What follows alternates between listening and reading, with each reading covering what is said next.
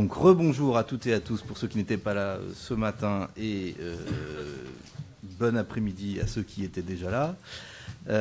Donc on poursuit ce colloque sur la décarbonation du transport maritime par la propulsion vélique avec deux tables rondes cet après-midi, celle que je vais animer sur les enjeux pour la marine marchande et celle qu'animera après moi Christine Arrigui, qui est députée de Haute-Garonne, écologiste. Sur la manière notamment du soutien public à cette propulsion vélique. Alors ce matin, on a évoqué notamment les enjeux de décarbonation à l'échelle des bateaux. Moi, je voudrais commencer cet après-midi donc, par insister sur l'enjeu international de cette décarbonation. C'est d'actualité. Ça a été aussi évoqué ce matin avec les projets que porte l'Organisation maritime internationale d'imposer une décarbonation qui atteigne jusqu'à la neutralité carbone en 2050, après une première étape en 2030. Et évidemment, dire que ce colloque, plus globalement, il s'inscrit dans tous ceux qui prennent position pour que cet accord et ses objectifs soient confirmés, validés et définitivement actés cet automne, contrairement à ce qu'on peut entendre, par exemple, du côté de la présidence des États-Unis qui voudrait remettre en cause le principe même de la décarbonation du transport maritime.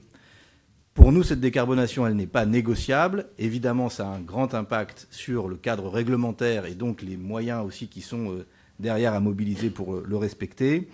Parce que ça a été dit, le transport maritime, c'est 3% des émissions de gaz à effet de serre actuellement et que cette part pourrait considérablement augmenter si c'était l'un des rares secteurs qui ne faisait pas d'efforts pour réduire ses émissions. Et aujourd'hui, on sait que 85% des échanges de marchandises se font par la mer. Et donc, bien évidemment, l'enjeu est considérable de ce point de vue-là. Alors, pour cette décarbonation, il y a plusieurs solutions. Évidemment, la sobriété, relocaliser un certain nombre de productions, mutualiser un certain nombre de transports, réduire la vitesse, ça a été dit, et je pense qu'on va en reparler dans cette table ronde. Il y a évidemment la question des carburants, du remplacement du fioul lourd par d'autres carburants, mais ça a été dit ce matin et on va y revenir évidemment, le vélique est aujourd'hui la certitude de décarboner à 100% la part du navire qui fonctionne avec cette énergie.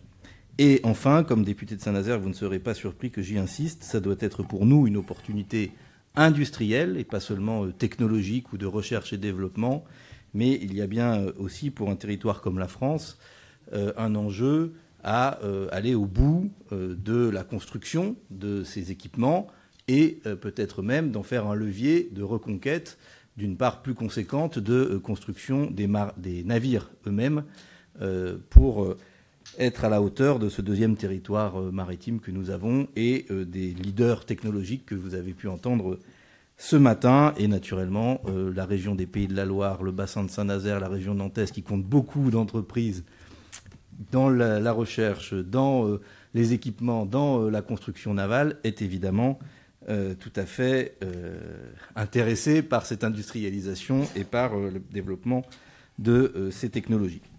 Alors, dans le premier tour de table que je vous propose, je donnerai la parole à chacun de nos 4 invités pour une petite dizaine de minutes. Je surveillerai le chronomètre de façon très stricte et puis il y aura des petits signes qui vous seront faits depuis la salle si vous vous en écartez trop. Et puis après, on aura un temps d'échange avec la salle. Donc nos 4 intervenants que je vous présente, même si c'est peut-être pas nécessaire pour vous tous qui êtes des connaisseurs du sujet. Édouard Louis Dreyfus, président de Louis Dreyfus Armateurs et président d'Armateurs de France. Niels Joyeux, qui est juste à ma droite à côté, PDG et cofondateur de Zéphyr et Boré et de Wincop. Olivier Barraud, cofondateur de Grain-Sel, qui fait et du transport et du chocolat. Et du café. Et du rhum. Ça, c'est à consommer avec modération. Et Guillaume Legrand, fondateur de TOWT, qui lui est basé à Douarnenez. Et qui sont donc tous des armateurs, mais pas que, pour certains. Et en tout cas, c'est une porte d'entrée intéressante après l'échange qu'on a eu ce matin dans une dimension plus technique. Donc pour commencer, Édouard Louis Dreyfus.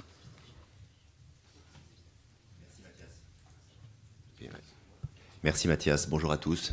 Merci beaucoup de votre présence ici sur un sujet qui est évidemment extrêmement important. Pour commencer, je vais peut-être reprendre très très brièvement les propos de Mathias. Effectivement, le transport maritime, c'est 90 ou 85% des marchandises dans le monde pour 3% des émissions. C'est trop, surtout que la tendance est à la hausse. Ça fait néanmoins du transport maritime le mode de transport le moins polluant au monde, à la tonne transportée. Pour réduire néanmoins ces émissions, on a deux objectifs imposés par l'Organisation maritime internationale. L'objectif le plus important et plus lointain, qui est 2050, le net zéro. Mais avant cela, évidemment, 2030, de réduire l'obligation de réduire de 40% nos émissions de carbone par rapport à 2008. Les armateurs français sont extrêmement mobilisés vers le net zéro de 2050. C'est un objectif que l'on veut garder, que l'on soutient, que l'on pousse, et c'est pas facile. On voit les soubresauts qui existent aux États-Unis notamment en ce moment, qui veulent remettre en cause cet objectif.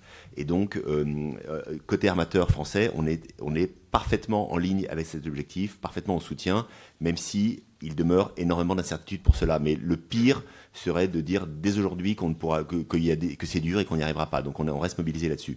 Mais avant d'arriver au net zéro 2050, une encore plus grande erreur serait de se dire que c'est le seul objectif et donc d'enjamber 2030. Et donc enjamber 2030, l'objectif de réduction de 40%, est sans doute aussi la meilleure manière de ne pas être au rendez-vous de 2050. Donc soyons d'abord mobilisés, prenons les choses par étapes et soyons mobilisés vers la réduction de nos émissions de 40% pour 2030. Pour cela, il y a plein de solutions sur la table qui peuvent s'appliquer selon les types de routes, de types de navires, et le type de transport ou service maritime que l'on utilise.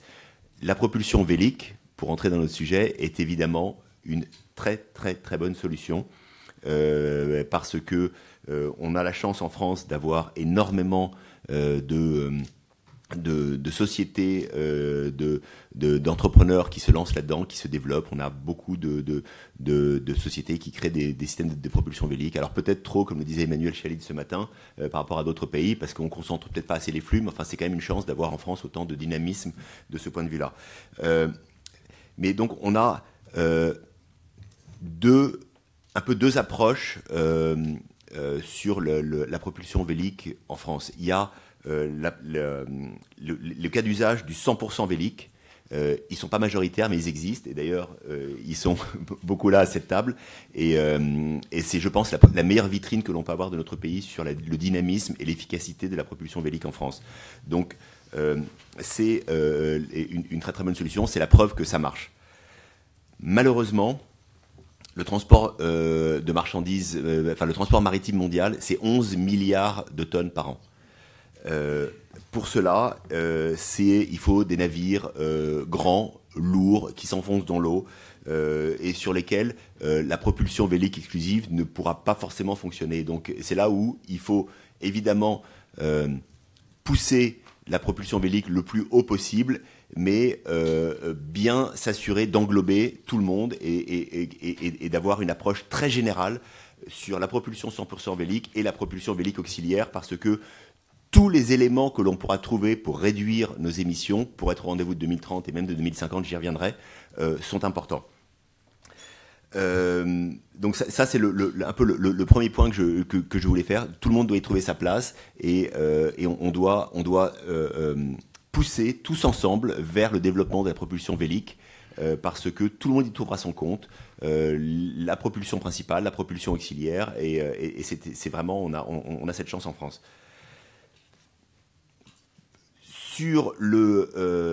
Lorsque l'on passe l'étape de 2030 d'objectif de réduction de 40% et qu'on se fixe sur 2050 vers le net zéro, là encore, on a un peu les mêmes sujets. Il y a évidemment la propulsion vélique principale, 100%, qui là ne pose pas de problème.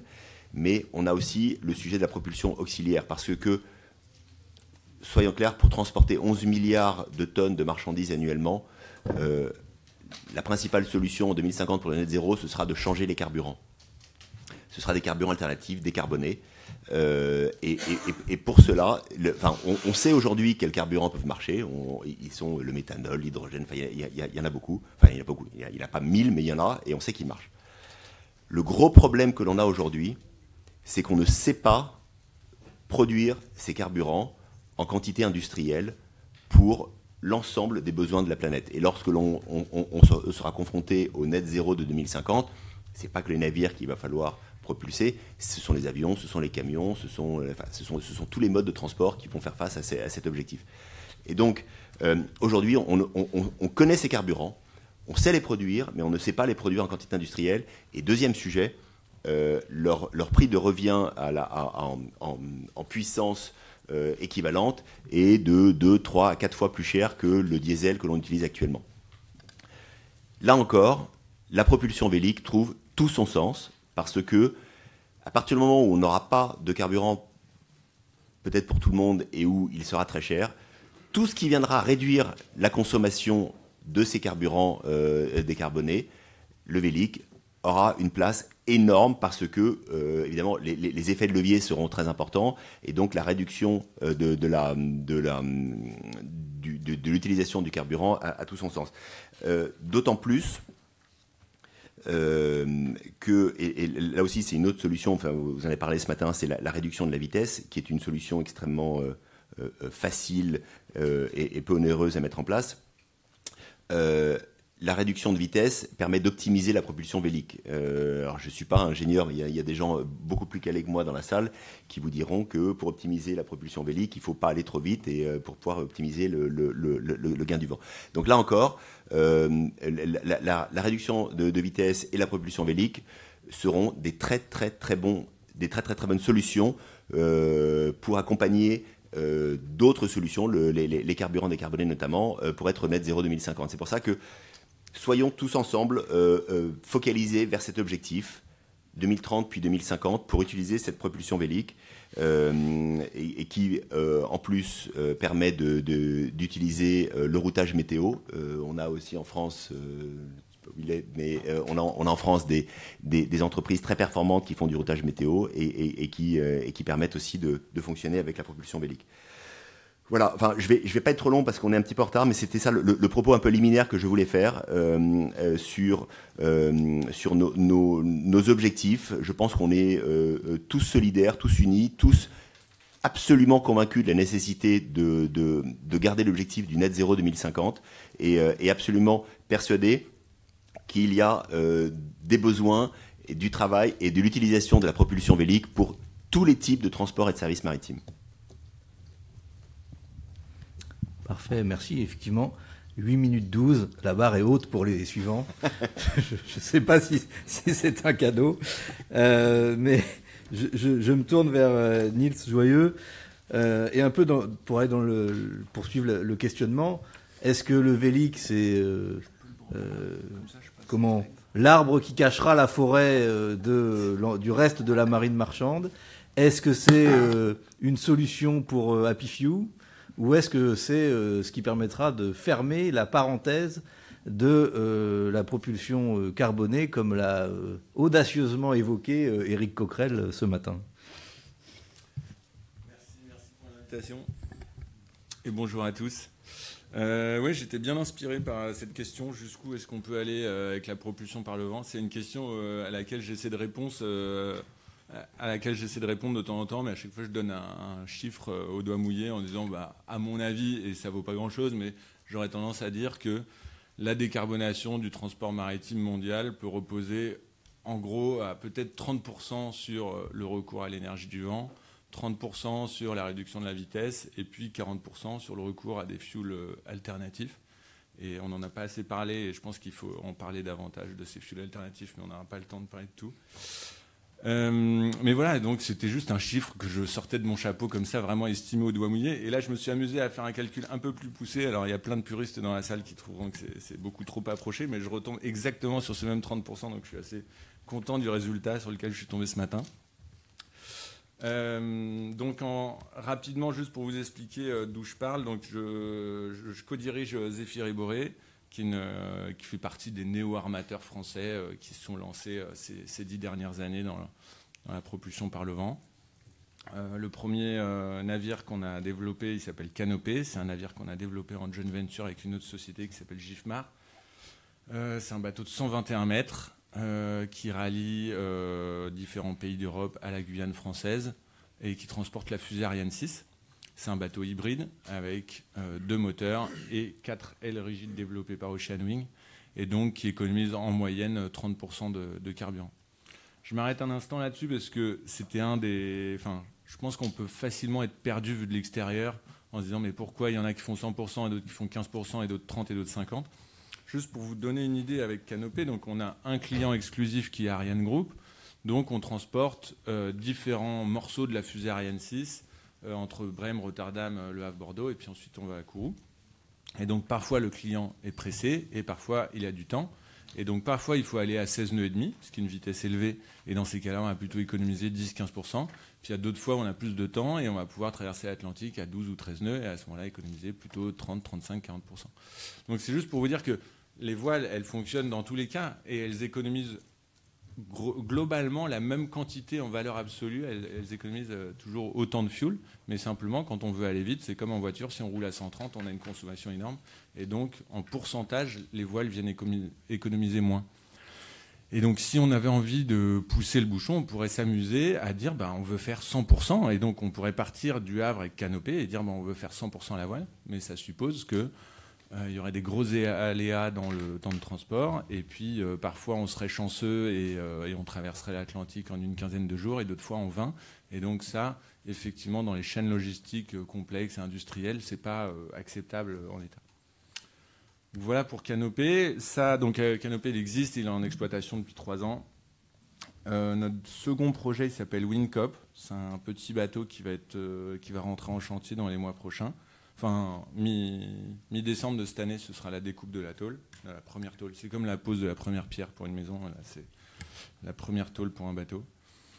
C'est un petit bateau, mais qui aura quand même la particularité d'être le tout premier porte-conteneur à voile du monde.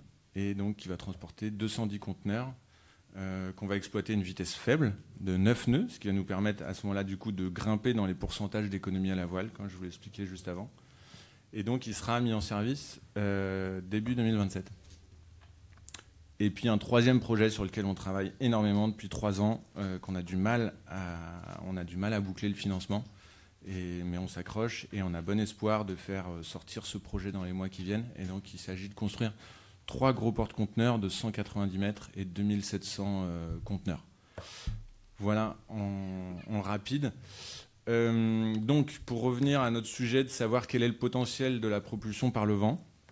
Je peux partager l'écran. Donc, en rapide, 45 500 navires marchands dans le monde, 90% du transport mondial, c'est-à-dire, comme on l'a dit ce matin, que les chaises, le micro, le sac à dos, tout ce qu'on utilise au quotidien est transporté par voie maritime et on peut faire un peu l'approximation selon laquelle en fait la mondialisation entière repose sur le transport maritime. Il n'y aurait pas de commerce mondialisé et le monde ne fonctionnerait pas tel qu'il fonctionne sans les navires. Et donc tous ces navires consomment 211 millions de tonnes de carburant par an, c'est-à-dire seulement 4% de la consommation mondiale de fuel, enfin de carburant, et émet 657 millions de tonnes de CO2 par an.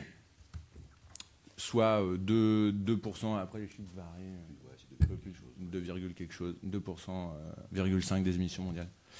Bon, les écrans sont petits, alors je vais essayer de... Je vais passer vite parce que je pense que vous ne voyez pas bien. Je vais essayer de répertorier rapidement les bateaux. Je pense que pour ceux qui ne sont pas familiers avec le transport maritime, ça peut quand même être intéressant de comprendre un peu qu'est-ce que c'est le transport maritime en général. Je pense que tout le monde a en tête un gros porte-conteneur de CMA-CGM avec 20 000 conteneurs sur le pont, alors qu'en fait, non, ce n'est pas vraiment que ça le transport maritime. Et donc, je vous propose un petit tour d'horizon rapide. Donc, les porte-conteneurs, c'est 14% des navires marchands dans le monde. Il y en a 6 400. Il y a les vraquiers. Donc, alors, je reviens juste sur les conteneurs. Donc, les porte-conteneurs, c'est pour les chaussures, les téléphones, les téléviseurs, enfin, etc. Les vraquiers, donc là, ça va être du minerai de fer, du charbon, du blé. Et donc, c'est des marchandises qui sont transportées en vrac. Et donc, ça représente quand même 30% des navires marchands, 31%, avec 14 000 navires. Ensuite, il y a les navires citernes. Donc là, avant, on parlait de vrac sec. Les navires citernes, ça va être le vrac liquide, donc pour transporter soit du pétrole, soit des dérivés du pétrole, et donc des produits chimiques divers et variés. Et donc, c'est quand même 25% des navires. Et c'est intéressant d'ailleurs de se dire que si on consommait moins de pétrole, du coup, il y aurait déjà moins de navires qui consommeraient eux-mêmes du pétrole. Donc, 11 500 navires. Ensuite, il y a les gaziers. J'étais moi-même surpris de voir que c'était comme 5% de la flotte mondiale, 2200 navires. Et puis, des navires rouliers donc, qui importent des voitures d'Asie, notamment. Et donc, 1487 navires, soit 3,2% de la flotte mondiale. Et après, quelques autres navires inclassables, les ferries, la cruise, on va dire les multipurpose cargo, et puis les navires reefers. Et donc ça, c'est assez marginal par rapport au reste de la flotte mondiale. Et donc, je ne vais pas rentrer dans trop de détails pour expliquer qu'on a fait les calculs. C'est forcément, il y a plein d'approximations, parce qu'il faut prendre en compte la vitesse des navires, il faut prendre en compte la salissure de la coque, il faut prendre en compte le fait de savoir si le bateau il est exploité en Nord-Atlantique ou en Sud-Pacifique, etc. Donc il y a plein d'approximations dans le calcul qu'on a réalisé.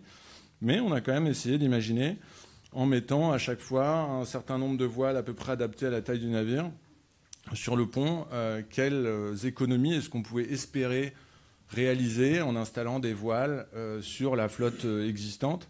Et donc, je vais passer sur ces slides pour gagner un peu de temps. Le résultat, pour aller droit au but, comme je vous l'ai dit en introduction, on tombe sur 33%. Donc j'étais assez content de retrouver le fameux tiers qu'on avait estimé vraiment comme ça au doigt mouillé. Et donc, j'en viens aux conclusions. Plusieurs choses.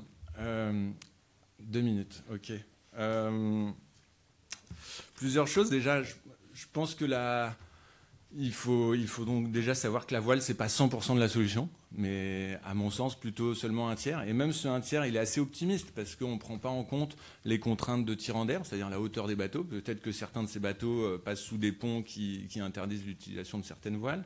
On ne prend pas en compte le fait que ces bateaux, ils n'ont pas été conçus nativement pour utiliser des voiles. Donc, ça veut dire que si on les met, en fait, on va perdre de la place pour la cargaison et donc ça va avoir un impact économique important. Donc voilà, tout ça pour dire que c'est pas magique et la voile, c'est pas l'unique solution. Malheureusement, j'aimerais bien, je suis un partisan de la propulsion par le vent. Mais voilà, il faut avoir en tête que c'est un petit bout de la solution et que, à mon sens, vraiment le premier des leviers, celui qu'on peut activer demain d'un claquement de doigts, si tous les navires ralentissent, on peut très rapidement réduire d'un tiers les émissions de CO2 sans baisser pour autant d'un tiers la vitesse. Hein, vous imaginez bien la courbe de consommation d'énergie d'un navire. En réduisant seulement de 10-15% la vitesse, on réduit d'un tiers du premier tiers la consommation des navires. Le deuxième, donc je vous l'ai déjà dit, c'est la voile, c'est pas 100%. Le troisième, je voulais attirer l'attention sur le fait que peut-être j'ai trouvé qu'à la première table ronde, il y avait un peu d'optimisme en disant c'est rentable, on peut y aller, c'est immédiatement disponible. En vrai, c'est cher. Les voiles, c'est cher. Et puis surtout, ce qui coûte cher après, c'est de faire un navire adapté au fait qu'il a des voiles sur le pont. C'est-à-dire que, étant donné qu'il y a des voiles, à la place des voiles, il n'y a pas de cargaison. Donc on va dire qu'à capacité égale, un bateau qui a des voiles, il va falloir qu'il soit un petit peu plus grand pour transporter autant de cargaison que celui qui n'en a pas. Donc c'est un peu plus de tonnes d'acier et un peu plus de millions de dollars à l'achat du navire. Il faut adapter un petit peu la carène, il faut un système de routage. Bref, le surcoût du cargo à voile, c'est pas juste le coût des voiles, c'est un peu plus que ça et c'est autour de 30-40%. Donc c'est vraiment pas négligeable. C'est des surcoûts en capex qui sont un peu difficiles à répercuter aujourd'hui sur le coût du transport. Et voilà. Donc ça, c'était la troisième chose. Et puis après, je dirais que qu'est-ce qu'on peut faire au niveau français, et puis on va dire même au niveau de LFI, si vous avez envie de travailler sur la question. Je dirais que pour nous, le premier levier, je dis pour nous armateurs, premier levier, c'est la réglementation internationale, c'est-à-dire de rendre l'utilisation de fuel polluants plus onéreuse. Donc soit on taxe le fuel, soit on taxe les émissions de CO2, c'est plutôt la deuxième option qui est retenue. Mais sans ça, on ne peut pas y arriver. Aujourd'hui, utiliser le pétrole, c'est trop facile, c'est trop magique. Il y a trop d'énergie contenue dans 1 mètre cube de pétrole et ça ne coûte pas assez cher. Donc il faut avant tout taxer. Et au niveau français, bon, j'arrive à la fin de mon temps, mais c'est plutôt des aides financières Moi, je vous dirais, je ne suis pas un financier de base, mais aujourd'hui, je passe beaucoup plus de temps à essayer de financer les bateaux qu'à essayer de les designer ou de trouver des clients, quoi. Vraiment, le financement, c'est une énorme part du travail. Et c'est assez compliqué, je trouve, peut-être au niveau français. En fait, on passe trop de temps à essayer de savoir quelle est la meilleure techno. Est-ce que c'est mieux Grain de Sail ou Toth ou Zephyr Brut? En fait, non, juste, on a fait des bateaux, on a fait des premiers bateaux, ça marche. Maintenant, est-ce qu'on a envie d'en faire ou non? Mais il y a un peu ce truc-là où on passe encore trop de temps à se demander quelle est la meilleure solution. Et voilà. Bon, je m'arrête là. Merci beaucoup. Et on pourra revenir ensuite dans la discussion sur un certain nombre de sujets. Je me tourne donc vers Olivier Barraud, donc Grain de Sail, avec évidemment une question aussi de qu'est-ce que ça change en tant qu'armateur quand on fonctionne à la voile par rapport à ses clients, à ses destinations, au lien aussi avec les infrastructures portuaires. Et par exemple, quand on a une usine pour faire du café ou du chocolat, en quoi le Vélic est différent de la propulsion classique? Alors oui, donc je suis Olivier Barraud, président du groupe Grain de Sail, cofondateur également. Donc j'ai eu cette idée en 2010, on a fondé en 2012. L'idée première était de reconstruire des navires marchands modernes, performants, dans l'idée évidemment de réduire les émissions CO2 au strict minimum. Mais avant de construire ces navires, on a quand même cherché d'abord à savoir ce qu'on allait pouvoir mettre dedans. Donc on s'est dit qu'il fallait aller chercher des produits, si possible, qui venaient d'un peu loin, pour que ça fasse sens quand même, qu'on ne fasse pas juste 100 km avec des voiliers. Aller chercher des produits dont raisonnablement personne n'avait envie de se passer, et des produits qu'on ne pouvait pas produire ici, évidemment, pour que tout ça fasse sens. Donc on a développé d'abord une torréfaction de café en 2013, une chocolaterie en 2016, et on a construit donc notre premier navire marchand. Alors je ne sais pas si je peux passer passer les slides. Ouais. Comme ça. Il faut que le câble soit assez long. Et donc on a construit notre premier navire marchand, donc Grain de Sail 1, qui était le premier cargo normé marine marchande au monde. C'était assez rigolo. Évidemment, il était tout petit. C'était un gros voilier déjà, 24 mètres, mais assez ridicule en termes de capacité de charge. C'était 50 tonnes. Mais avec ça, donc, on a levé finalement pas mal de freins réglementaires. On a négocié beaucoup de choses. On est arrivé finalement à le construire. Et on a, avec ce navire prototype, démonstrateur, donc énormément appris. Et c'est un peu ça qui a été le fil conducteur du développement en fait, de la société derrière, c'est d'apprendre petit à petit, de faire grandir les bateaux à chaque fois. Donc on construit ce qu'on appelle des one-off, donc des prototypes. Et donc le deuxième, parce que le premier a vite été rempli évidemment, le deuxième est rentré en service l'an dernier, donc début 2024. Donc là cette fois-ci 52 mètres, 2 fois plus large, 2 fois plus haut, donc à peu près x8, x10 en capacité. Et donc, on a également donc, l'envie, donc ça c'est l'intérieur des cales, bon, je vous passe, mais c'est un service assez premium avec énormément de qualité de transport, on va dire. Et donc, on envisage maintenant donc, un Grain de Sail 3 qui serait opéré dans 3 ans à peu près. Et cette fois-ci, donc, on transportait des palettes avec les premiers navires. Là, on bascule donc, au conteneur. Parce que c'est le sens de l'histoire et qu'on n'a pas vraiment le choix finalement, c'est ce que veulent les chargeurs évidemment. Mais ces 3 navires, du plus petit Grain de Sail 1 à celui-là, Grain de Sail 3, en passant par le 2, sont des purs voiliers. Donc, c'est-à-dire qu'on met le moteur pour sortir du port. Quand on arrive à New York de l'autre côté ou l'inverse, on remet le moteur évidemment, parce qu'on ne peut pas rentrer dans un port à la voile, surtout Saint-Malo avec une écluse par exemple. Et donc, ça nous permet d'avoir des navires qui, entre les deux, ne fonctionnent qu'à la voile, hors problème de sécurité, évidemment, ce qui peut arriver. Mais donc, on peut écraser le bilan carbone de façon très, très conséquente. Alors, j'ai bien écouté ce qui s'était dit précédemment, et je suis plutôt très en phase. Sur des navires de très grande taille, alors on parlait ce matin de 400 mètres, il est évidemment guère possible de réaliser aujourd'hui des purs voiliers, et si c'était le cas, ce serait formidable, on aurait une très bonne nouvelle, mais des mâts pour caricaturer de 400 mètres, je pense qu'on ne sait évidemment pas faire. Mais en tout cas, sur des navires de plus contenu en taille, hein, donc le 3 ferait entre 110 et 150 mètres. À mon avis, il va évoluer en tout cas, c'est loin d'être fini. On peut encore construire des purs voiliers.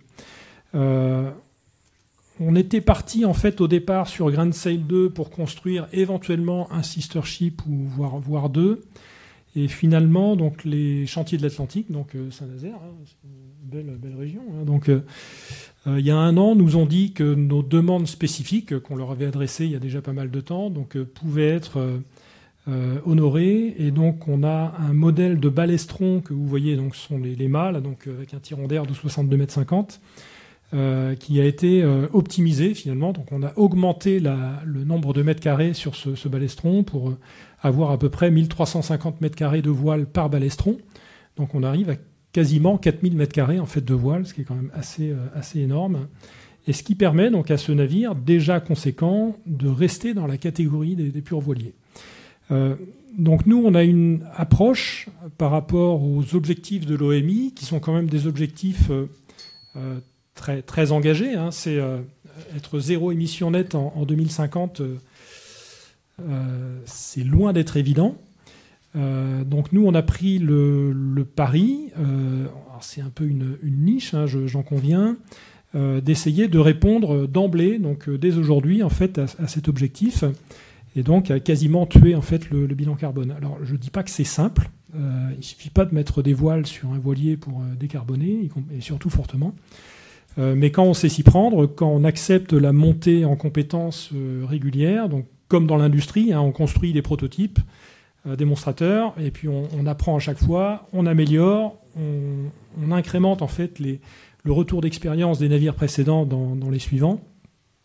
On peut en fait petit à petit donc réussir à construire de plus en plus grand, de plus en plus efficace, et il faut accepter en fait de se financer sa propre courbe d'apprentissage, hein, très clairement.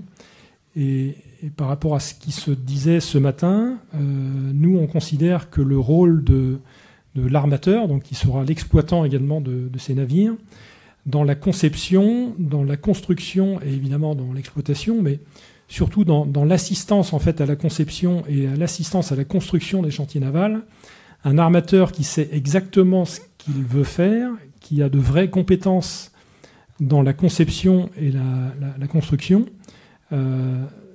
c'est pas que c'est un plus, en fait, c'est absolument nécessaire.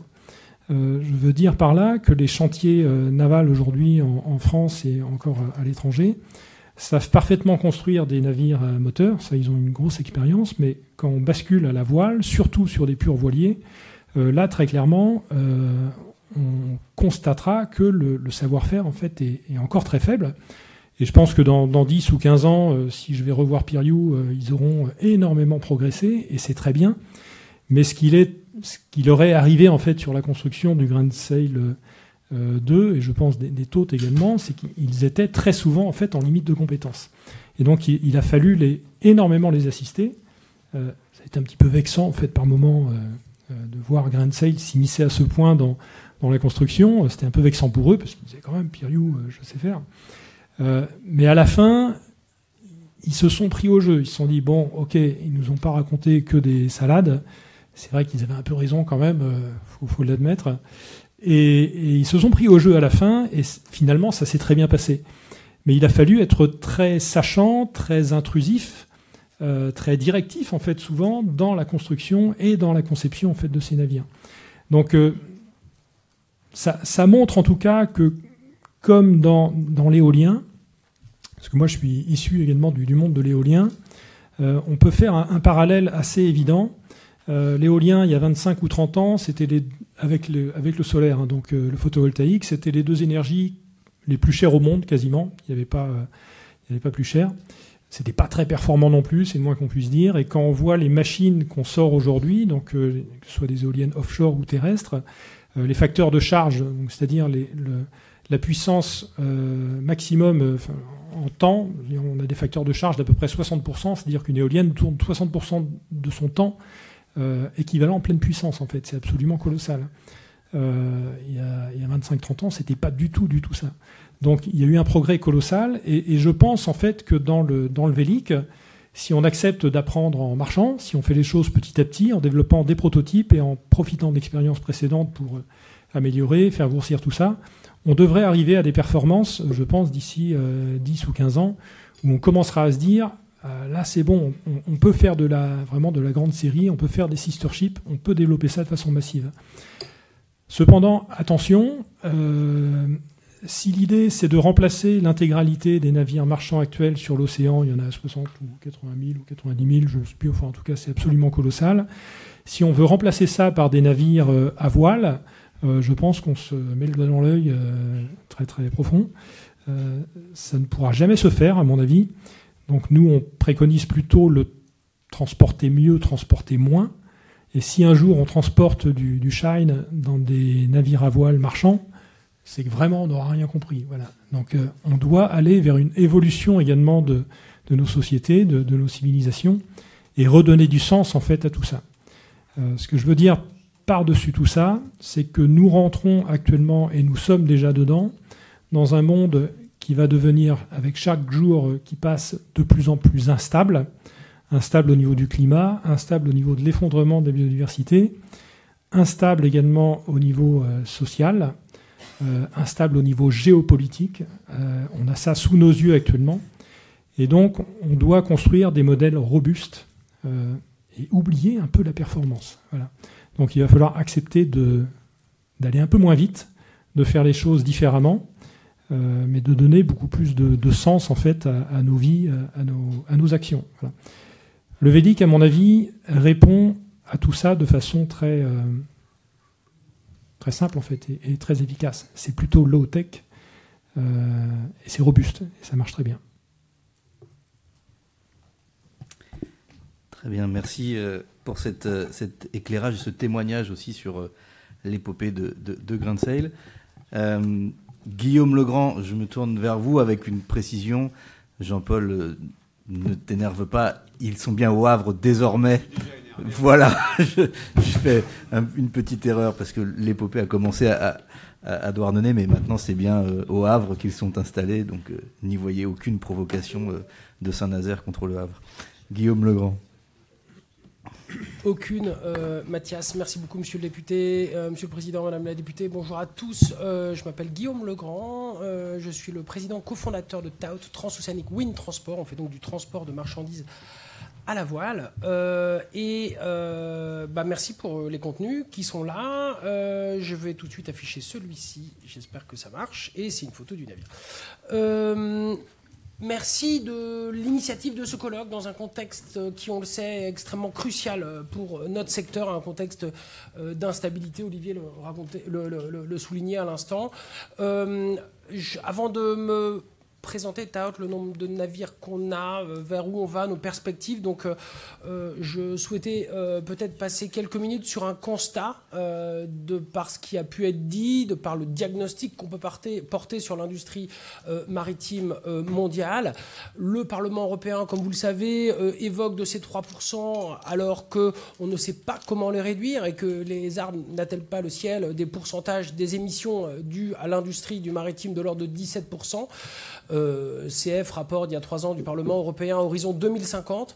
On se rend compte que, alors que ce dont nous ne sommes pas spécialistes, les transports, on va dire, terrestres, fluviaux, routiers, je n'en sais rien pour l'aérien, ils ont l'air ambitieux là-dessus, le maritime peine à se décarboner, c'est le moins qu'on puisse dire. N'oublions pas les effets d'échelle et les chiffres dont on parle.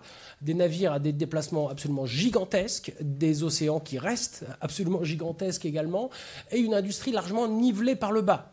Sachez-le que la plupart des navires, à hauteur de 98% de ceux dont on parle, brûlent un sous-produit du raffinage du pétrole, dit le bunker, qui coûte quelques centaines d'euros le mètre cube, et il est difficile de faire moins cher. En fait, c'est le carburant le moins cher au monde. De par le jeu du pavillon, des eaux internationales, des sociétés dites de manning, on arrive à avoir des travailleurs extraterritorialisés à bord de nos navires à quelques centaines de dollars, 200, 300 par mois, pour des embarquements de 4 à 5 mois sur des périodes de 6 ou 7.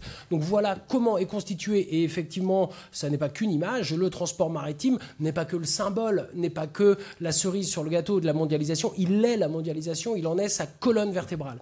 On est 2 cofondateurs, Diana Messa et moi, en 2010, on commence à affréter des voiliers existants. Donc, dans la dimension de marine marchande, il est très intéressant de parler de techno, de marine, de l'aspect ingénierial, et d'ailleurs très volontiers pour vous parler de techno, c'est ma deuxième partie juste après. N'oublions pas la partie marchande. Si c'est pas marchand, ça marche pas. L'idée fondamentale, de par un transport maritime décarboné, face à ce gigantisme, à cette opacité également du transport maritime en vrac ou conteneurisé, et qu'il n'existe pas d'aussi petits pots de terre face à d'aussi gros pots de fer. Les petits voiliers, disons, de transport de marchandises, par rapport, si on compare l'agriculture bio par rapport à l'agriculture conventionnelle, si on compare les renouvelables par rapport aux non renouvelables, etc., on se rend compte, est vraiment infinitésimal, qu'il doit pouvoir y avoir un chemin d'internalisation de l'externalité positive, qui est la décarbonation du transport maritime, sur le produit final. C'est ce que Grain-de-Sel fait magnifiquement. On donne une identité au produit puisque le transport lui confère cette qualité, lui confère cette valorisation de l'origine. Donc pendant près de 10 ans, on a affrété ces grands voiliers jusqu'à 60 mètres, on a transporté plusieurs milliers de tonnes de marchandises, alors souvent de façon très artisanale, anachronique, bohémienne, ou d'autres termes assez sympathiques que durant toutes ces années nous ont motivés, si j'ose dire, mais ce transport au moins était décarboné, ainsi que notre allégation qui était très claire, nos produits étaient effectivement transportés à la voile, il ne s'agissait pas juste de vouloir le faire. Ce faisant, et puisque c'était en germe dans notre développement, on a dessiné des grands voiliers cargo modernes, dont un est réalisé ici. Alors, j'ai quelques photos, je les passe comme ça, j'avais rien de plus près que ça aujourd'hui, qui ont donc pu être mis à l'eau, 2 d'entre eux à l'été dernier. Avant d'y venir, j'y viens dans 1 minute. Pourquoi la voile ? Double constat, le vent au large est abondant et il est depuis quelques années, disons une décennie, devenu prédictible. Là où le vent nous a habitués depuis des siècles, notre civilisation est quand même basée sur les grands voiliers, notre mondialisation vient de là, ça n'est pas qu'un symbole, un logo, un slogan, c'est de là d'où nous venons tous, et y compris dans les pires aspects de la mondialisation, comme chacun le sait.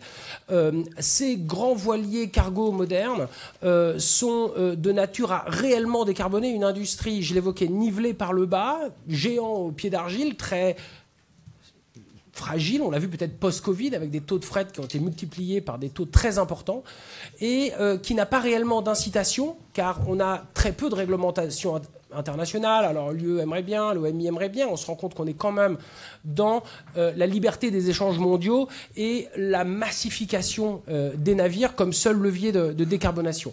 Là où le transport maritime dit conventionnel ne peut se décarboner, il y a une opportunité commerciale à développer autour d'un flux largement décarboné et qui peut permettre de valoriser des produits à terroir. Commençons par là, commençons par des produits qui peuvent être transportés à la voile.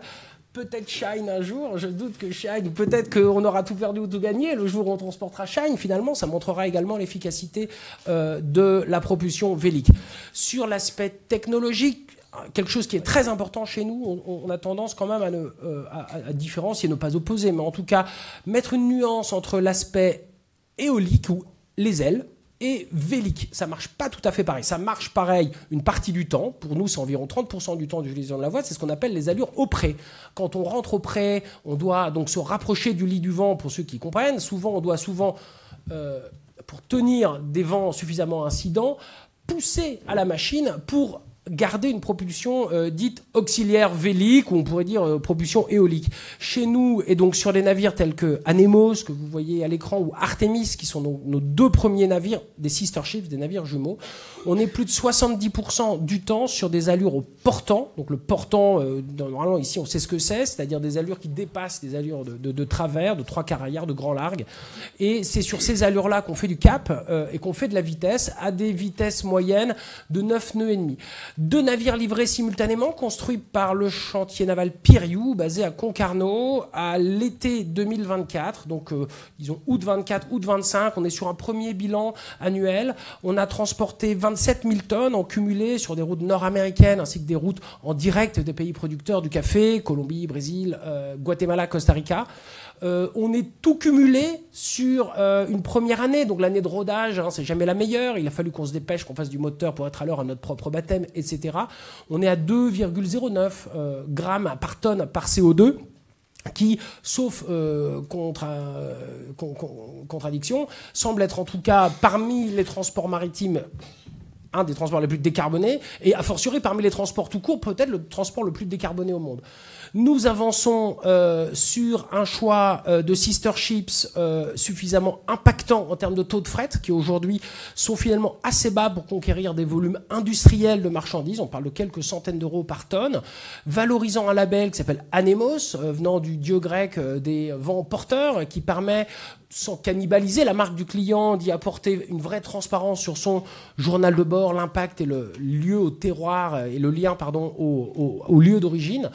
6 navires suivants, des sister ships, sont actuellement en cours de construction. Donc on a Anemos Atlas. Le numéro 3 s'appelle Atlantis. Il est en livraison en février 2026. Le numéro 4 s'appelle Atlas. Et il est pour livraison avant l'été 2026. Donc on a un modèle de flotte, de fréquence, de régularité et d'impact extrêmement important au-delà de la décarbonation, la désacidification des fumées de nos navires, la division par presque 20 des facteurs de bruit par rapport à un 150 EVP qui serait probablement le point de comparaison. Alors qu'il nous reste 2 minutes ici ce soir, je me suis permis de poser une question tout à l'heure entre ces murs. Nous sommes, je pense ici, à cette table, les représentants d'une industrie peut-être naissante, très courageuse, très innovante, qui prend en fait tous les risques techniques du routage, de la forme de carène, des choix de gréement, pour des navires généralement assez petits, face à une industrie effectivement gigantesque, très capitalistique, et je ne crois pas qu'ici, si j'ose dire, on fasse ça pour le fric, ni on fait ça pour apporter une valeur au maritime dans sa capacité à décarboner et une certaine dignité qu'on peut également apporter à nos marins, à nos armements, dans une proposition de valeur qui est réellement décarbonée aujourd'hui. La limite du carburocentrisme, qui espère que des miracles arriveront grâce à de l'énergie très décarbonée, qui sera très abondante, très peu chère. J'ai tendance à me rappeler que Lavoisier ou la thermodynamique prévalent sur les lois des hommes. Et donc nous regardons peut-être pas trop du côté de ces promesses, en tout cas qui semblent assez miraculeuses. Depuis une dizaine d'années, nous, avec, on va dire, la majorité actuelle, passons de rendez-vous manqués en peut-être désillusion. Aujourd'hui, on est face à un Trump, face à un pétrole bas, à des taux de fret bas, à des courbes en J d'armateurs qui se lancent. Et nous avons une opportunité, je le crois, historique en tant que pays qui, effectivement, porte les premiers primo-armateurs, 50 équipementiers en tout. Une espèce de zeitgeist français qui est là actuellement. Et cette Assemblée nationale qui porte finalement, j'ose dire, le peuple français, au-delà de l'exécutif, on est dans une situation extrêmement particulière. On a aujourd'hui un texte quasi transpartisan qui reconnaît, qui définit qui nous sommes et qui peut non pas aider ou soutenir, mais peut-être avant tout protéger, donner un périmètre, se donner des rendez-vous législatifs ultérieurs et peut-être tout simplement essayer de délivrer certaines promesses qui ont pu être faites. Je pense à celle des C2E sur Rugy qui date de 2019, je pense à celle du suramortissement vert qui n'existe plus aujourd'hui et je pense à d'autres certainement dispositifs présents dans la 1502 et je me réjouis en tout cas, Monsieur le Président, Monsieur le député et tous de pouvoir être à l'Assemblée nationale en train de discuter de ça. Ça veut dire également que le transport vélique change d'orbite, change de dimension. Nous ne sommes plus que dans les pages bizarreries ou dans les pages loufoques. En fait, on est probablement, in fine, le seul transport réellement décarboné qui existe aujourd'hui, qui est une véritable proposition de valeur et qui, à mon avis, est une richesse pour le pays. Donc merci pour votre attention et encore une fois, ravi d'être là en toute humilité d'écouter vos questions. Merci beaucoup. Merci à tous les quatre d'avoir scrupuleusement respecté votre temps de parole, ce qui va nous permettre d'avoir un échange avec la salle, en espérant, mais je n'en doute pas qu'il y aura des questions ou des remarques. Donc, c'est le moment, n'hésitez pas à lever la main. Sinon, moi, j'ai 2 questions que je peux vous livrer en attendant pour vous encourager. La première, c'est vous transportez des morceaux de fusée, du café. En gros, vous pouvez transporter tout.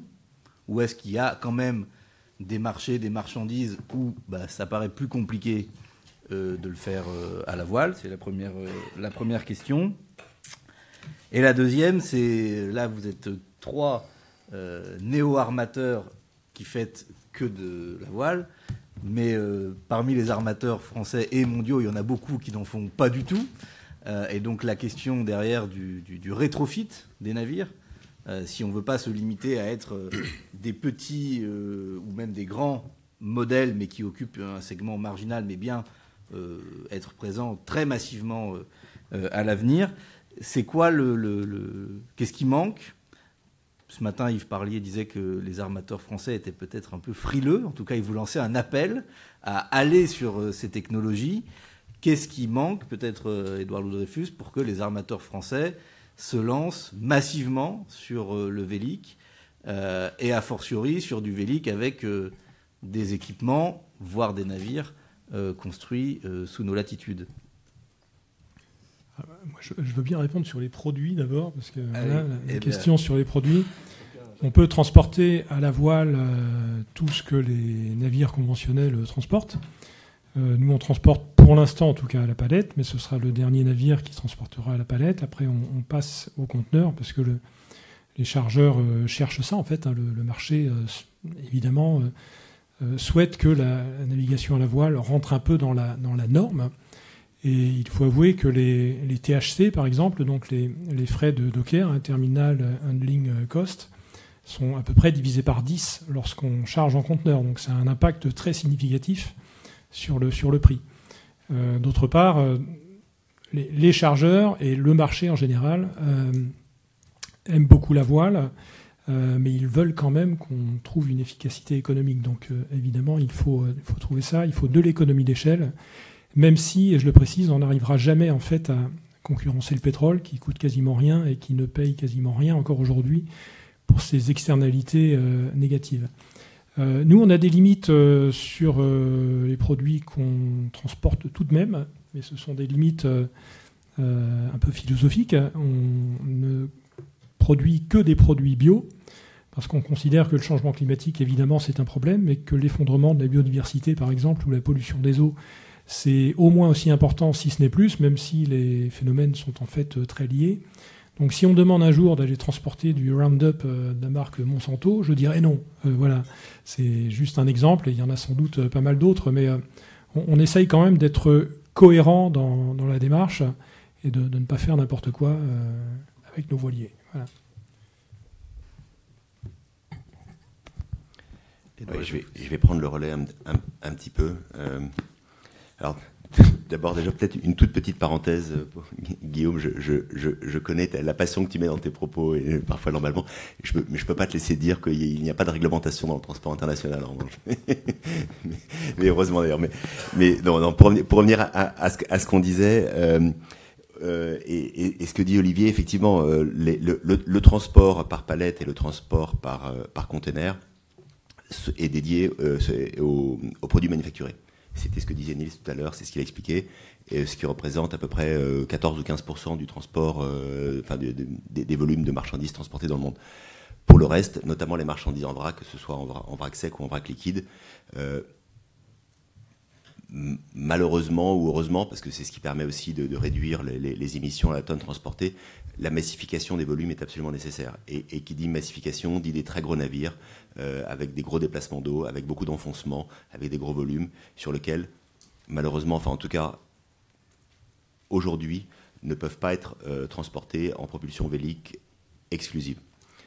C'était un peu pour revenir au propos que je disais, d'où l'intérêt d'essayer de réduire par tous les moyens possibles, et je reviens à Mathias, c'est ce que vous disiez, le rétrofit des navires, donc le rétrofit des moteurs pour consommer moins, les systèmes d'aide à la propulsion, que ce soit les voiles, que ce soit les kites, enfin tout ce qui peut permettre de réduire la réduction de vitesse, évidemment, tout ce qui peut permettre de réduire la consommation de carburant des navires, va avoir un impact très fort sur les émissions que l'on procure. Mais je voulais rappeler ça, c'est pas un problème de volonté, c'est pas un problème idéologique, c'est pas un problème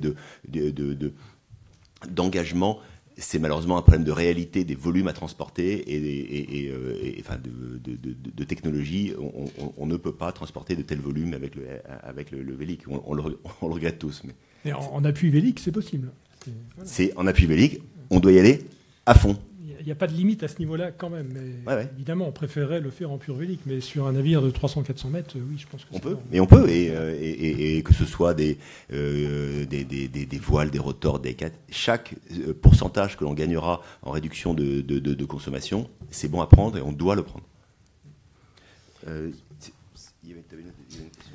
Oui, du coup, comment on fait pour qu'il y ait davantage d'armateurs qui s'engagent sur davantage de navires, à minima sur du rétrofit, plus que sur des nouveaux. Qu'est-ce qui aujourd'hui bloque?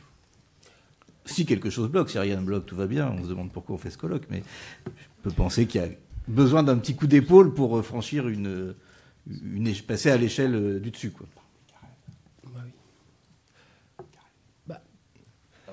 Ouais, c'est les. Non, je vais très vite. Moi, je suis pas ingénieur naval, donc je vais laisser les spécialistes répondre.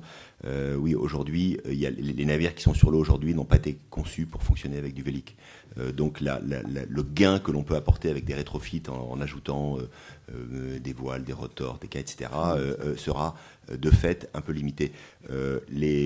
Pour parler de ce que l'on fait chez nous, chez les Dreyfus Armateurs, on a remporté un appel d'offres auprès d'Airbus pour transporter leurs morceaux d'avion à travers l'Europe et vers les États-Unis.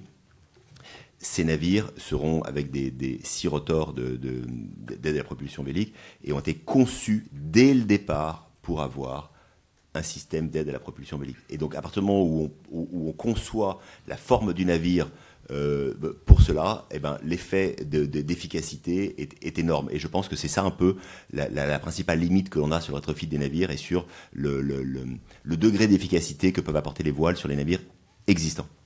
Tout à fait, Edouard, merci beaucoup. Pour que chacun ait bien l'idée en tête, ce qu'il faut comprendre dans un voilier cargo, c'est qu'en gros, c'est à peu près aussi différent sous l'eau qu'au-dessus du pont.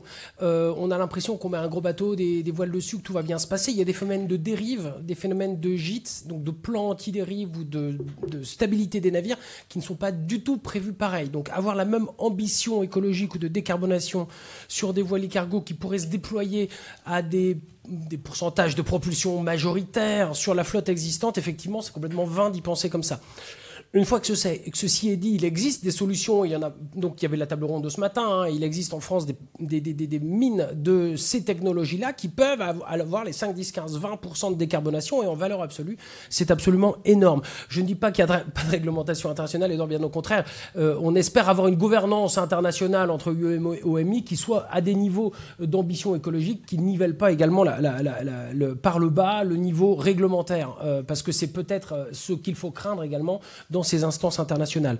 Nous, on transporte café, cacao, on transporte des produits dangereux, on transporte des produits froids, on transporte des vins, des spiritueux ou des pièces de moteurs d'avion, on transporte du pharma, on transporte... Et donc, on peut effectivement transporter grosso modo tout. Et ce qu'il faut retenir, c'est que c'est parfois plus rapide en vélique, c'est ce que nous proposons. Nous vendons un transit time meilleur, ainsi qu'une qualité qui permet de ne pas perdre, par exemple, les vins avec les bouchons qui sautent ou les cafés qui prétorifient dans les conteneurs avec un effet four. Le vélique permet également un mieux-disant qualitatif. Un tout dernier petit point, ce qui dépend vraiment de la capacité à passer sur des gréements géants, sur des navires géants, c'est en fait le plan de pont. Quel est votre pont? Je vous dirai quel sera votre gréement.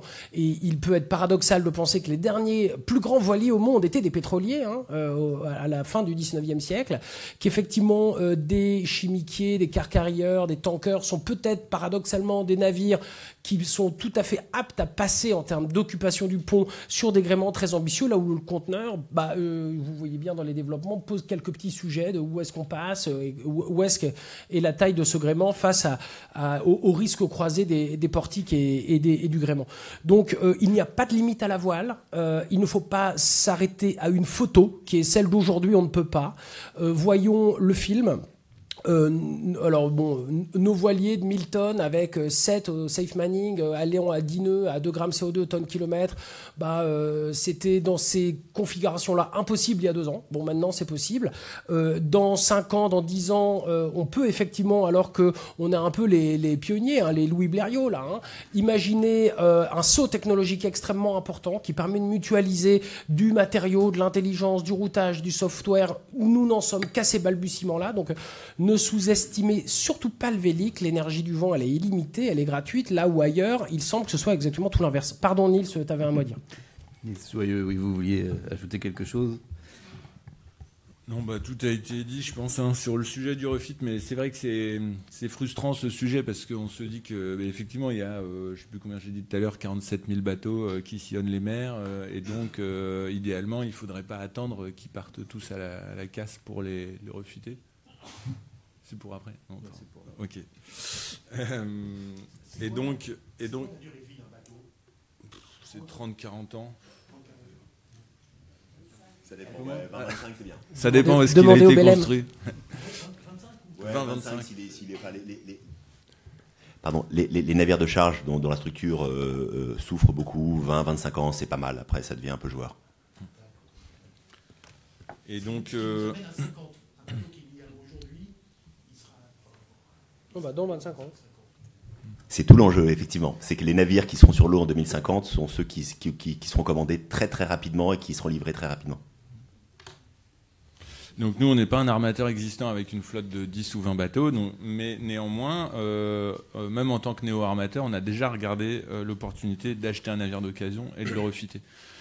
Et donc si on ne le fait pas, c'est parce que en fait, c'est pas, économiquement, ça tient pas, et ça tient pas pour plusieurs raisons. On l'a dit, le bateau, il n'a pas été conçu pour, et donc juste pour rentrer dans un peu plus de détails, si on met des voiles dessus, on va perdre de la capacité de chargement, donc c'est du manque à gagner, ça c'est une première chose. Ensuite, les moteurs de propulsion, c'est des gros moteurs de temps un peu spécifiques qui sont faits pour tourner à un certain régime, c'est-à-dire tout le temps à un régime fixe.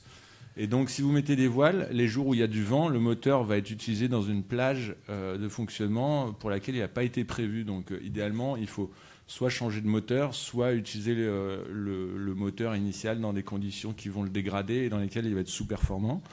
Il faut effectivement, idéalement, modifier la coque, la carène, donc la partie sous l'eau, et donc ça va coûter très cher. Et si on ne le fait pas, le bateau va avancer en crabe. Donc on va avoir la satisfaction d'avoir des voiles qui vont pousser fort, mais par contre, on va tellement perdre en traînée avec le bateau qui avance en crabe que finalement, le bénéfice économique n'est pas forcément là. Donc c'est juste pour apporter un peu du détail et pour expliquer pourquoi tous les armateurs ne se jettent pas sur les voiles immédiatement. C'est qu'en vrai, il n'y a pas de ROI en 3 ans ou 5 ans. À part dans quelques cas particuliers. Et dans ces cas-là, en fait, on ne s'en prive pas. Enfin, je serais curieux de...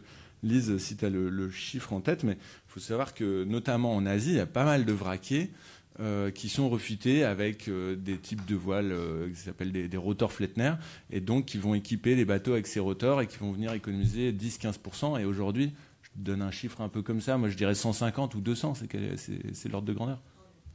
Un peu moins que ça, mais plus que 100. Non, bon, alors désolé. Et bref, en tout cas, il n'y en a pas de 10. C'était l'optimisme de la volonté. Je vous propose de vous donner la parole dans la salle. Donc, j'ai vu François Lambert et Éric Coquerel lever la main, mais allez-y, madame. Plusieurs questions. Bonjour, Fanny Pointet de l'ONG Transport Environnement. Merci pour vos interventions. J'ai une petite question pour Édouard Louis Dreyfus en tant que président d'Armateurs de France, et aussi vous représentez aussi votre entreprise. Vous avez parlé de la réduction de la vitesse, qui est effectivement très intéressant aussi pour combler finalement les lacunes des autres solutions technologiques. C'est très bien, certains le font, certaines entreprises le poussent, et c'est ce que vous faites notamment. Mais que faire pour que ça soit adopté par le plus de navires possible ? Est-ce que vous soutiendriez une mesure, par exemple, à l'échelle européenne pour forcer tous les navires qui arrivent en Europe de ralentir ? Et quels pourraient être les effets indésirables d'une telle mesure si c'était le cas ? Je prends peut-être plusieurs questions pour... François Lambert. J'ai déjà parlé ce matin sur l'ENSM. Je voulais juste inviter les armateurs qui sont présents et qui s'intéressent notamment au refit, à un événement que vous connaissez puisqu'on l'a repris récemment, en lien d'ailleurs avec Denis qui est ici présent, qui s'appelle HydroContest by ENSM et qui est précisément un applicatif à ce que vous évoquez. Donc, je suis tout à fait d'accord avec le président d'Armateurs de France sur le fait que la flotte mondiale ne peut pas s'adapter aujourd'hui au vélic. Par contre, il y a des aides qui sont possibles, des aides complémentaires à la navigation. On a, en plus de ce challenge qui est promu par l'ENSM, organisé par l'ENSM, c'est une association qui émane de l'ENSM maintenant, qui vient d'être constituée. On a un exercice qui est un use case sur le refit de navire. Alors c'est sur la forme d'un hackathon, on est tout à fait prêt à l'adapter, mais je crois que du 28 au 30 avril, vous feriez bien, tous les trois, peut-être pas tous les 4, mais en tout cas des adhérents d'Armateurs de France, d'être présents pour inventer ces solutions, parce que la voile ne pourra pas être complètement étrangère à la solution portée. Quelles sont les dates ? Du 28 au 30 avril et au stade nautique Florence Artaud à Marseille.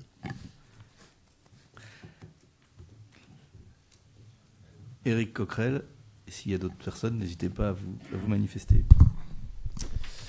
Oui, avant de poser ma question, moi j'écoute depuis ce matin un petit peu et pour le coup j'ai l'impression que je suis d'accord avec Guillaume Legrand, même malgré tout à l'heure le dialogue un peu musclé, mais où je ressens un peu l'idée de finalement soyons plus ambitieux encore que ce qui est avancé. Bon.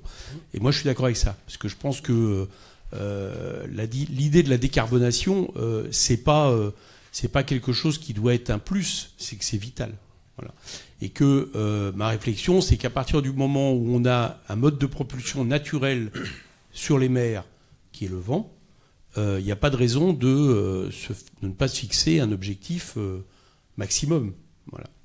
Et qui, donc moi je pars de ça, hein, et je me dis qu'on doit y arriver, voilà, parce que l'enjeu est finalement fondamental. Alors j'ai compris que pour y arriver, il y avait quelque chose qui était absolument nécessaire, c'est de revoir le commerce international pour éviter qu'il y ait le grand déménagement du monde, ce que je crois, et ça j'ai compris que c'est pas la propulsion vélique qui peut résoudre.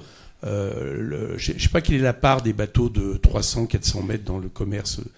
Sur votre tableau, j'essayais de voir tout à l'heure, mais enfin il doit être quand même relativement important. Donc ça j'ai compris que c'était inaccessible comme idée. Donc l'idée, ça sera d'arriver à les diminuer drastiquement, qu'on n'ait plus à transporter des marchandises de cette taille-là et qu'on relocalise, etc. Je reviendrai là-dessus, mais ça c'est pas la propulsion vélique qui peut le résoudre.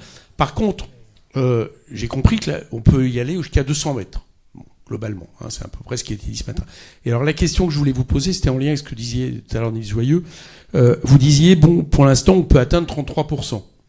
Ma question, c'était, est-ce que c'est atteindre 33% en tenant compte de la flotte existante ou c'est une approche où vous dites, bon, c'est à peu près ce qu'on peut ambitionner. Autrement dit, ma question derrière, c'est que si maintenant on part d'un niveau, j'ai compris que c'est dans 25 ans, où c'est plus du rétrofit, c'est des constructions de bateaux faits pour ça. Ma première question, c'est que est-ce que le pourcentage peut augmenter dans ces cas-là? Et la deuxième question, c'est qu'est-ce qui manque? Alors, j'ai compris au niveau des aides financières, on en parlera à la troisième table, mais qu'est-ce qui manque technologiquement pour que les chantiers, tout à l'heure j'entendais votre anecdote avec Pierre You, vous avez été, en gros, vous les avez conseillés, pour que, quelque part, les chantiers se mettent au niveau de ce qu'il faudra faire comme type de construction, bon, ce qui implique formation, ce qui implique peut-être des... Voilà, c'est un peu la question que je voudrais vous poser là-dessus. Comment on fait, quoi? Je peux répondre sur ce point. La méthode pour y arriver, c'est de s'y coller, en fait. Donc, si les chantiers doivent se coller à ce genre de construction, il faut qu'il y ait des clients. Si on veut qu'il y ait des clients, il faut que ce soit intéressant. Il faut qu'on sorte en fait du paradigme actuel qui est d'avoir un transport pétrole qui objectivement est quasiment gratuit. En fait, c'est quelquefois très étonnant de voir à quel coût on peut expédier des conteneurs de l'autre côté du globe. C'est une très bonne chose pour le portefeuille, c'est une très mauvaise nouvelle pour la planète et c'est évidemment notre problème. Donc il faut donner l'envie ou l'obligation, je ne sais pas comment dire les choses, à ces chargeurs de s'astreindre en fait à accepter de payer un coût un peu différent, évidemment, plus cher à la voile. Lorsque les chargeurs sont motivés, les armateurs peuvent lancer des chantiers. Quand les armateurs lancent des chantiers, s'ils sont compétents pour les guider, ils peuvent aider en fait la filière industrielle. Si la filière industrielle voit ses carnets de commandes se remplir, elle va pouvoir se développer, etc., etc. Mais ça ne se fera pas, à mon avis, enfin même si c'est le sens de l'histoire, à mon avis, la voile va très bien se porter et ça va se développer, mais ça ne se fera pas à la bonne vitesse si l'État n'est pas intervenant dans ces opérations. Il faut des incitations, pas forcément fiscales, je suis d'accord, il y a sans doute d'autres moyens, mais des incitations comme celles qui ont pu être faites pour l'éolien, par exemple, parce que j'ai vraiment très bien connu ça. C'est ça qui a permis le développement en fait de cette filière, même si la France, pour le coup, a réussi à passer devant la vitrine, c'est ce qu'on disait tout à l'heure, en ne sachant pas construire. Il y avait un constructeur qui s'appelait Vernier, et il le fait plus maintenant, Mais la France ne construit pas d'éoliennes. Donc il ne faudrait pas que ce soit la même chose pour le naval, alors qu'on a absolument tout. Enfin, on a un savoir-faire considérable. Donc oui, on a des idées, mais essayons de passer à la mise en œuvre, évidemment. Ouais.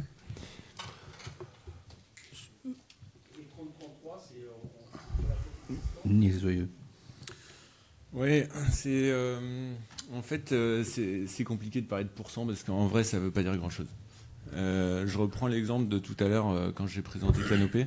Je vous disais que ce même navire sur une ligne donnée, si un jour vous naviguez à 16 nœuds, enfin on va dire si pendant 1000 jours vous naviguez à 16 nœuds, en moyenne vous allez économiser plutôt 10%, et puis 1000 autres jours vous utilisez exactement le même bateau sur la même ligne à 11 nœuds et vous allez pouvoir vous targuer d'être à 40. Donc en fait, vous voyez, c'est juste une question de vitesse. Et donc quand vous demandez les 33%, c'est la flotte en l'état actuel à la vitesse actuelle. Il suffit que tout le monde décide de réduire la vitesse de 2 nœuds. Bon, d'une part, on va tous moins consommer, et en plus, on aura la satisfaction de voir le pourcentage de la part vélique augmenter automatiquement. Donc c'est pour ça que le pourcentage, il faut s'en méfier. Et donc on essaie plutôt, on va dire les chargeurs, donc nos clients. Enfin, on va dire dans le milieu de la logistique, on ne parle pas de pourcentage d'économie, mais de grammes de CO2 émis par tonne transportée et par kilomètre parcouru. Et c'est ça qui nous guide finalement. Et en fait, c'est assez touchy parce que, vous voyez, on décrit beaucoup les gros porte-conteneurs, CMA CGM de 400 mètres. Enfin, je ne sais pas si on les décrit, mais en tout cas, souvent, on aime bien les décrire. Et donc, ces bateaux-là, pourquoi ils sont énormes? C'est pour aller chercher des économies d'échelle et donc réduire le coût du slot, le coût du transport d'une unité. Et ces économies d'échelle, elles sont extrêmement efficaces pour ce qui est du prix, mais aussi pour ce qui est du CO2. C'est-à-dire que vous avez une empreinte carbone par unité transportée qui est extrêmement faible. Et donc, une fois que vous avez ça en tête, vous pouvez voir que si à l'inverse, je compare cet énorme navire à moteur de 400 mètres à un autre petit bateau, toujours sans voile, hein, d'accord, un autre petit bateau, mettons, je dis n'importe quoi, un petit cargo de 60 mètres, sans voile, je vais avoir une empreinte carbone énorme avec ce petit bateau. Et donc maintenant, si je commence à vouloir mettre des voiles sur ces bateaux-là, avec le petit, je pars de tellement loin que je suis condamné à l'exploit et je suis condamné à faire au moins 80-90% de voile pour aller rejoindre l'autre au niveau de son intensité carbone. Donc c'est pour ça qu'il faut se méfier des pourcentages d'économie à la voile, parce qu'un petit bateau qui économise 90% peut avoir la même intensité carbone qu'un moyen qui économise 30%, qu'un gros qui économise 15%, et même qu'un énorme qui économise rien du tout et qui n'a pas de voile. Donc quand on se plonge dans les chiffres, c'est pas aussi facile que ça. Mais pour apprendre, c'est utile. Ouais. Edouard, du coup, très bonne transition sur la question sur la réduction de vitesse de Fanny Pointet. Alors, tout d'abord, est-ce qu'il pourrait y avoir une réglementation européenne? Oui, mais c'est pas ça. Enfin, il faut qu'elle soit mondiale, sinon ça marchera pas. Les moindres régulations locales donnent lieu à des arbitrages. C'est tout le sujet de discussion des ETS en ce moment et la raison pour laquelle, côté Armateurs de France, on pousse pour une taxe mondiale du carbone et non pas une taxe au niveau européen. Sinon, il y a des arbitrages géographiques et on s'en sort pas. Sur la réduction de vitesse, comment on peut inciter? Je pense que les règles qui nous attendent vont le faire d'elles-mêmes. Aujourd'hui, d'ores et déjà, on est dans le système des ETS, c'est-à-dire des compensations. Les armateurs européens doivent compenser leurs émissions carbone, enfin les calculer et les compenser l'année d'après. Ça existe depuis l'année 2024 et donc c'est la première année 2025 où on le fait. Donc le coût du carbone, puis d'ici 2030, l'obligation de réduire de 40% les émissions de carbone au niveau mondial, vont inciter les armateurs à réduire leur vitesse parce que réduire de 40% on en revient toujours au même sujet, sur la flotte existante, il y a pas mal de sujets, il y a le rétrofit quand c'est possible, il y a les systèmes de propulsion vélique quand c'est possible, mais une solution qui est simple, efficace et qui est de bon sens et qui est applicable par tout le monde, enfin, j'y reviendrai pas par tout le monde, c'est de réduire la vitesse. Donc je pense que d'être confronté au coût au surcoût d'émissions de carbone et à partir de 2030 va obliger les armateurs qui peuvent à réduire leur vitesse et ça va arriver comme ça. Donc c'est le principe de réalité qui va l'imposer. Néanmoins, réduire la vitesse n'est pas possible pour tous les types de lignes, de navires de transport. C'est possible pour les tankers, les gaziers, c'est possible pour les navires de vrac sec. Pour tout ce qui est ligne régulière, c'est-à-dire les ferries, les porte-conteneurs, etc., c'est beaucoup plus compliqué parce que réduire la vitesse veut dire allonger le temps de transport, enfin de transit maritime, et donc un peu exploser tout le maillon logistique qui est mis en place avec les feeders, etc. Donc c'est une très bonne solution, très simple, très pratique, gratuite, mais c'est pas possible pour tout le monde. Oui, Rapidement, deux questions. Une, je crois que vous êtes tous les deux, vous vouliez rebondir sur la question de comment on évalue la baisse des émissions. Et puis, tous les deux, juste au plus près de moi, vous vouliez dire un mot sur les e-fuels et l'articulation, ou en tout cas comment ça prend place, y compris par rapport au Vélic. Et après, je passerai à la table ronde suivante. Mais non, oui, tout à fait, Edouard. Bravo pour tout le combat que tu tiens et que ton très regretté papa avait porté bien avant tout le monde d'ailleurs, sur le ralentissement et le low-hanging fruit en bon français qu'on peut aller chercher avec toutes les limites et les nuances que ça doit avoir. On le voit sur des services qui sont contraints, vitesse, conteneurs, ferry, Pax. On le voit aussi que mettre des navires plus lents qui décarboneraient donc de façon immédiate cette ligne, ce transport, ce service-là, ça impliquerait certainement mettre un deuxième ou un troisième, donc mettre plus de navires aussi. Donc il y a des effets rebonds également dans le cas du ralentissement qu'il faut voir. Non, je voulais juste abonder dans le sens de ce que disait Niels. Aujourd'hui, pendant très longtemps, on nous a demandé, alors vous êtes à 90% de moins, 80, 70, 95, 92, 67, bref, etc. Il convient de remettre un petit peu l'église au milieu du village. À quoi on se compare? Des navires de même taille, à un équivalent de nos volumes sur des navires plus grands, parce qu'ils sont généralement plus grands. Et y a-t-il une réelle transparence dans le shipping? Amusez-vous à aller chez les plus grands transporteurs en conteneurs, regardez quels sont leurs taux de décarbonation. Vous verrez que c'est des trucs un peu gravés dans leur site. Et quand on regarde un petit peu les machines, les moteurs, leur vitesse, les optimums des machines, on se rend compte qu'en fait on est certainement dans une très forte minoration. Donc le Dieselgate, si on peut le dire ainsi, n'a pas forcément eu lieu dans le maritime. Donc allez-nous nous comparer à des chiffres qu'on sait déjà donc très bons, puisque gigantesques par rapport à l'unité transportée sur des navires énormes, et en plus qui sont probablement pas transparents et qui sont probablement dans un sens d'une certaine minoration, puisque pas de contrôle, y compris post-directive MRV, et toujours quelque chose qu'on essaie d'éviter pour parler d'un 2 grammes CO2 tonne kilomètre. On va tendre vers le 1 gramme CO2 tonne kilomètre. Les autres, où en êtes-vous? Sur les chantiers, et bravo à Grain de Sel d'avoir pu essuyer les plâtres avec Grain de Sel 2 chez Piriou, certainement, alors nous qui commandions un navire entier avec l'intégration du gréement, effectivement, ça les remue, ça les challenge.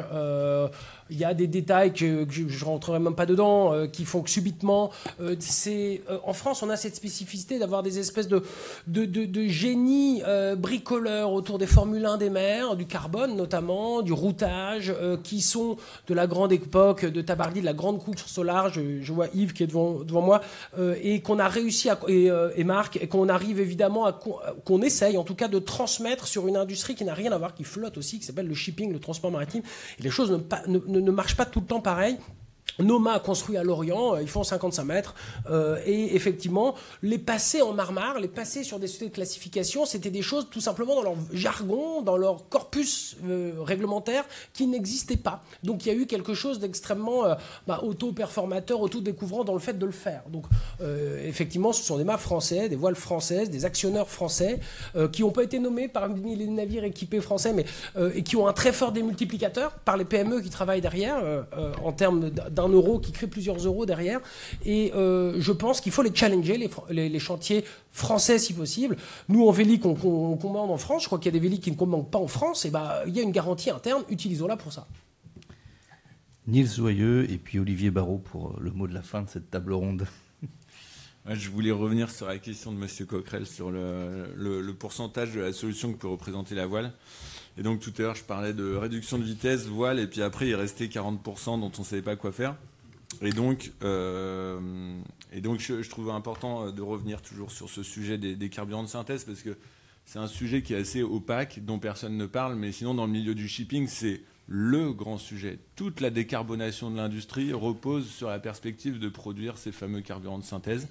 Et donc, juste me permettre d'essayer de vulgariser ce dont on parle, parce que souvent on va dire oui, il y a l'ammoniac, il y a le méthanol, etc. Comme si c'était une myriade de solutions, alors que l'idée de départ, c'est quand même d'utiliser de l'électricité décarbonée pour faire avancer ces bateaux.